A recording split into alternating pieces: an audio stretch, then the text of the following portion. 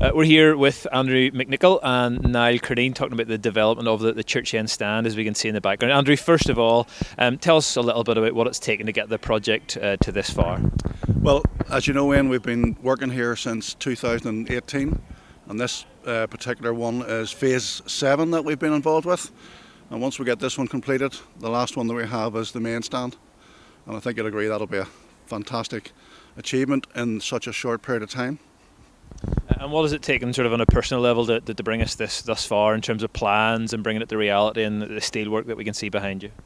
We've had to rely on a very detailed design process with the structural engineers and the architects, and without both these people we wouldn't be where we are now.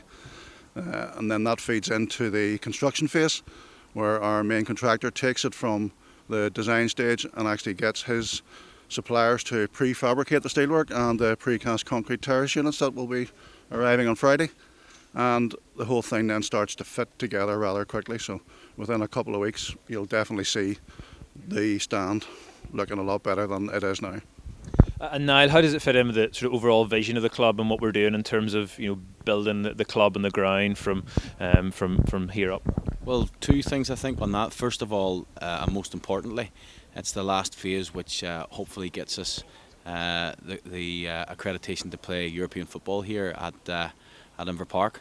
Secondly, and we've always said it, this project's about inspiring people. It's about giving something for the community.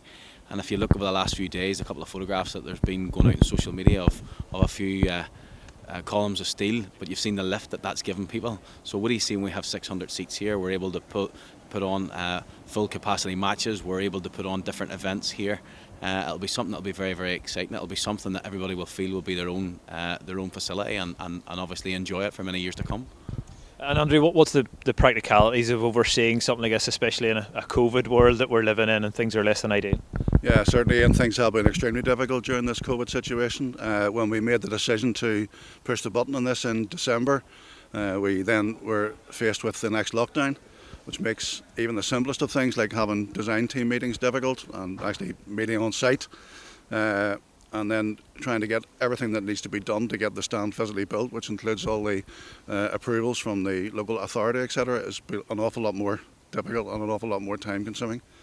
And simple things like getting supplies in for the steelwork has been difficult for us, but we've been very lucky that our main contractor has worked very, very hard to keep us on his programme.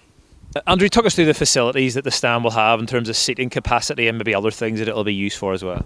Okay, well, once we're finished in, the stand will have seating capacity for 588 people and facilities for 10 wheelchair users and their helpers. We also will have a small coffee area, the male and female toilets along with a disabled toilet facility, and in the back we will have the drugs and treatment room that allows us to comply with current guidelines for the UEFA matches. Niall, obviously Andrew's done a great job on behalf of the club in terms of overseeing the work, but it's been done in partnership with others. Tell us a little bit about that. Yeah, look, Andrew and his team have worked very hard in challenging circumstances. Obviously it would be remiss of us not to acknowledge the contribution of council here, who have been absolutely brilliant in supporting this project. They've invested again in football across the borough and particularly with us here at the facilities at Inver Park. As I said earlier, it's a facility that the whole community are going to enjoy, and Mid and East Antrim Council have very much played their part in delivering that for us and with us. Now, you already touched on it, but what is the vision that the club has to be able to use that facility for groups in the community outside of the club? Yes, look, as we've already said, we want this to be a community hub. Obviously our own footballing requirements will be fulfilled, but outside of that we want to be renting this out to community groups. We want recreational activities here in the evenings. Obviously off the back of the pitch we have space that we want to rent, and we want to attract community groups and voluntary groups in as well.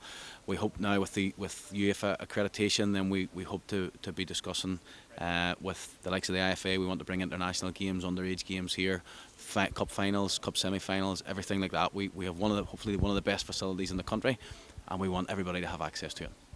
And Andrew, final question. We've already discussed what it's like to try and deliver something like this in a COVID world, but when would you like and plan to see fans in that stand behind you? Well, obviously Ian, Tiernan and the boys have been working very hard, and it would be great if we can have this facility open in time for European football. Super, thank you.